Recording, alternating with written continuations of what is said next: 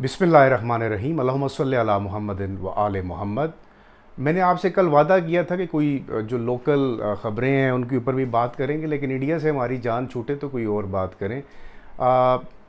India ने इस वक्त जो ताज़ा तरीन ख़बर मेरे पास है वो ये है कि ऑपरेशन सिंदूर के बाद एक और ऑपरेशन ऑपरेशन महादेव लॉन्च कर दिया है। आप हैरान हो रहे होंगे कि पहले ऑपरेशन सिंदूर और ऑपरेशन सिंदूर के बाद दो तीन छोटे छोटे और ऑपरेशंस, और अब आज जो खबर है वो ऑपरेशन महादेव लॉन्च किया गया है भारत की तरफ से। और अपेरेंटली जो भारत की हुकूमत है, नरेंद्र मोदी जिसके सरबराह हैं, उसको लीड कर रहे हैं, उनका ये कहना है कि ये ऑपरेशन एक्चुअली ऑपरेशन सिंदूर का ही पार्ट है। और इस ऑपरेशन के बाद, यानी जो जब हम ये कहते हैं कि ऑपरेशन सिंदूर जारी है, तो ये उसी की एक कड़ी है। और इससे भारत जो है वो उसके क्या अज़ाइम हैं और मकासद क्या हैं, इसको कैसे हासिल करने के लिए ये ऑपरेशन जो महादेव है ये लॉन्च करने की ज़रूरत क्यों पड़ी है, इसके ऊपर आज बात करते हैं। और बिला किसी ताख़ीर के मैं आपको रिकॉल करवाता हूँ नरेंद्र मोदी की वो स्टेटमेंट जिसमें उन्होंने अपनी पार्लियामेंट को, अपनी जनता को, अपने लोगों को एतमाद में लेते हुए ये बात की थी कि उन्होंने ऑपरेशन सिंदूर से 100% रिज़ल्ट्स हासिल कर लिए हैं। तो अगला सवाल तो ये बनता है कि जब अगर आपने 100% नताइज उस ऑपरेशन सिंदूर से हासिल किए हैं, अब वो नताइज उनके हिसाब से क्या हैं, वो आपके प्राइम मिनिस्टर हैं, वो बेहतर बताएंगे कि उन्होंने क्या नताइज हासिल किए। लेकिन अपेरेंटली भारत के लोगों को बेवकूफ़ बनाने के लिए जो सबसे बड़ा स्टेटमेंट प्राइम मिनिस्टर की जानिब से, प्राइम मिनिस्टर नरेंद्र मोदी की जानिब से दिया गया कि हमने ऑपरेशन सिंदूर से पाकिस्तान के उन आतंकवाद यानी टेररिस्ट हाइड आउट्स को निशाना बनाया और कुछ ही देर में हमने वो मकासद हासिल कर लिए। ये बेसिकली वो ही was referring to the May 7 onward जो भी हुआ उसकी तरफ वो इशारा कर रहे थे। अब सवाल ये पैदा होता है कि अगर आपने 100% नताइज हासिल कर लिए हैं तो फिर आए रोज़ ये ख़बरें आती हैं, कभी आप फ़ौजी मशक़ें कर रहे हैं, कभी आप ऑपरेशन सिंदूर लॉन्च करते हैं, कभी आप ऑपरेशन शक्ति लॉन्च करते हैं, कभी आप पता चलता है कि अब आपने ये सारे ऑपरेशन लॉन्च करने के बाद फिर आपकी हॉस्टिलिटी में कमी नहीं आती और आप पाकिस्तान को आए रोज़ किसी न किसी तरीके से धमकी अमेज़ किस्म के बयानात आप भी और आपके जो कैबिनेट के मिनिस्टर्स हैं वो भी देते हैं। अब इसी पे ख़त्म नहीं हो रहा। आप इससे अंदाज़ा लगा सकते हैं कि भारत के अंदर जो इस वक्त फ्रस्ट्रेशन है वो किस कदर ज़्यादा है। और भारतीय हुकूमत को ऑपरेशन सिंदूर में नाकामी के बाद जो पाकिस्तान के हाथों एक इबरतनाक शिकस्त हुई, मुख्तसर जंग थी, लेकिन पाकिस्तान ने यह साबित किया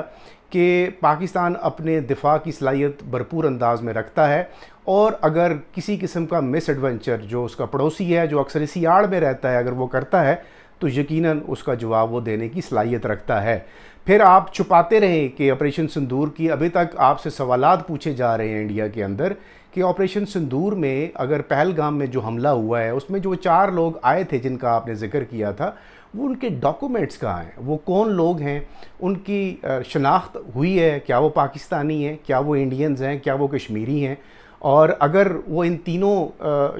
नेशनैलिटीज़ के हैं तो वो हैं कहाँ पर, आपने उनको गिरफ़्तार क्यों नहीं किया, फिर वो वहाँ तक पहुँचे कैसे। ये वो सारे सवालात हैं जो मैं नहीं पूछ रहा। ये इस वक्त जो अपोजिशन है, इस वक्त जो अपोजिशन जमातें हैं, कांग्रेस हो या इंडिपेंडेंट कैंडिडेट्स हो जो नरेंद्र मोदी के अगेंस्ट हैं, वो उनसे ये सवालात पूछते हैं, मगर इन सवालों का जवाब उनको अभी तक नहीं मिल सका। पार्लियामेंट का इजलास होता है और नरेंद्र मोदी साहब जो हैं ऑपरेशन सिंदूर पर ब्रीफिंग देने के बजाय या उस ब्रीफिंग का हिस्सा बनने के बजाय या अपोजिशन के उन तल्ख सवालात जिनका मैंने अभी जिक्र किया है उनको एंटरटेन करने के बजाय आप इंग्लैंड के दौरे पे चले जाते हैं, फिर वहाँ से आप मालदीव चले जाते हैं। तो इससे आप अंदाज़ा लगाएं कि इस वक्त जो नरेंद्र मोदी की गवर्नमेंट है वो किस कदर प्रेशर का शिकार है। और साथ ही साथ फिर जो अब्बा जी हैं नरेंद्र मोदी साहब के, यानी जो आरएसएस के चीफ हैं, ऊपर से वो ये कह देते हैं कि 75 ईयर्स जो है वो हद मुकर्रर है और किसी भी नेता, किसी भी मिनिस्टर की जो नौकरी है वो 75 साल तक ही होनी चाहिए। तो उन्होंने इशारा भी दे दिया है कि अब आपकी छुट्टी होने का टाइम आ चुका हुआ है, क्योंकि आपने जो पाकिस्तान के साथ पहलगाम के नाम पर करने की कोशिश की और आपने अपनी गुड्डी चढ़ाने की कोशिश की, वो उल्टा आपके गले में पड़ चुकी है। और आइंदा आने वाले दिनों में आप बिहार के इलेक्शंस आपका एक टेस्ट होंगे, उसमें आपको समझ आ जाएगी कि पाकिस्तान के साथ जो पहलगाम के नाम पर जो एक अटैक इंडिया ने लॉन्च किया और उसके बाद फिर पाकिस्तान ने जवाबी कार्रवाई की, फिर आपके राफेल तैयारे भी गिरे और फिर आपके स्ट्रेटेजिक पोजीशंस को निशाना बनाया गया और आपको फिर अपने फ़ौजी बग़ैर किसी एजाज़ के दफनाने पड़े। फिर पहले तो आपने ये माना ही नहीं, फिर आपने उन लोगों को उनके नाम पे एजाज़ात का ऐलान किया कि आपको जो मिलिट्री के एजाज़ात हैं उनके साथ दफन किया जाएगा। तो अजीब किस्म की कश्मकश में है नरेंद्र मोदी साहब। अब उसी कश्मकश का एक हिस्सा जिसका मैंने अभी जिक्र किया है, ऑपरेशन महादेव जो है वो लॉन्च किया है। बेसिकली मकसद क्या है, कश्मीर के अंदर जो तहरीक आज़ादी की जो तहरीक है कश्मीरियों की, उसको कुचलना है। नंबर 1 सबसे पहला मोटिव है, क्योंकि आप दिन ब दिन देख रहे हैं कश्मीर के अंदर रेजिस्टेंस जो है वो बढ़ती जा रही है और कश्मीर की जो आज़ादी की जंग है उसमें बेशक आपने ताकत की ज़ोर पर कश्मीरियों को उनकी आवाज़ को दबाने की कोशिश की हुई है, आपने उनके इंटरनेट्स बंद किए हुए हैं, आपने कश्मीरियों को यरगमाल बना के रखा हुआ है, लेकिन ये अब आजकल के दौर में ये सब कुछ पॉसिबल नज़र नहीं आता, क्योंकि वक्त बहुत बदल चुका है और जितनी भी ताकत आप इस्तेमाल कर लें, आखिर जो फतह है वो सच की होती है। नंबर 1 मकसद तो यही है कि तहरीक आज़ादी को कुचलना है। फिर सियासी साख है अपनी नरेंद्र मोदी, उसको बहाल करने की एक नाकाम कोशिश कर रहे हैं और उस सिलसिले में उन्होंने ये महादेव ऑपरेशन जो है वो लॉन्च किया है। अब तीसरे जो है इसको एक कामयाब फौजी मुहिम जो है वो करार दिया जा रहा है। अब हो क्या रहा है, ये ऑपरेशन के दौरान किया क्या जा रहा है? ऑपरेशन के दौरान किया ये जा रहा है कि जितने भी पाकिस्तानी जिनको इल्लीगली डिटेन किया गया है मुख्तलिफ जेलों में, जो भारतीय जेलों में हैं, उनको इनकाउंटर किया जा रहा है। और बताया ये जाता है, जो गोदी मीडिया है नरेंद्र मोदी की इशारों पर चलने वाला वो गोदी मीडिया, वो ये बताता है कि जी आज मुख्तलिफ आतंकवादियों को हमने मार गिराया है और ये पाकिस्तान से आए थे और ये क्रॉस करके आए हैं बॉर्डर और उन्होंने दहशतगर्दी का मंसूबा बनाया हुआ था। ये किया जा रहा है और ये इनोसेंट लोग हैं जिनको इसी ऑपरेशन के थ्रू जो भारतीय हुकूमत है वो निशाना बना रही है। कुछ डिटेल्स हैं जो मैंने लिखी हुई हैं, वो पढ़ के आपको बता देता हूँ।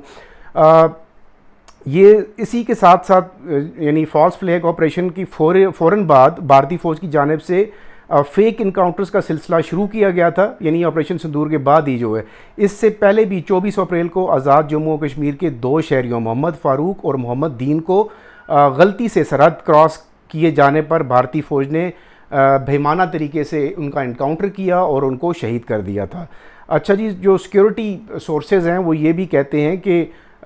बेनकाब होने वाले भारतीय मंसूबे के तहत मुख्तलिफ जेलों में कैद अफराद को मारने के बाद पाकिस्तान की तरफ से आने वाले सरहद पार दहशतगर्द करार दिया जा रहा है। ठीक है जी, ये उनका प्लान है इसी ऑपरेशन का जिसका मैं महादेव का जिक्र कर रहा हूँ। अच्छा, इससे पहले मैं एक बैकग्राउंडर आपको दे देता हूँ। 29 और 30 अप्रैल को DGISPR ने अपनी प्रेस कॉन्फ्रेंस में, पाकिस्तान की DGISPR की बात कर रहा हूँ, जो मिलिट्री स्पोक्समैन है, उन्होंने 29 और 30 अप्रैल को अपनी एक प्रेस कॉन्फ्रेंस में पहले ही 723 पाकिस्तानी अफराद की तफसीलात बताई थी जो मुख्तलिफ भारतीय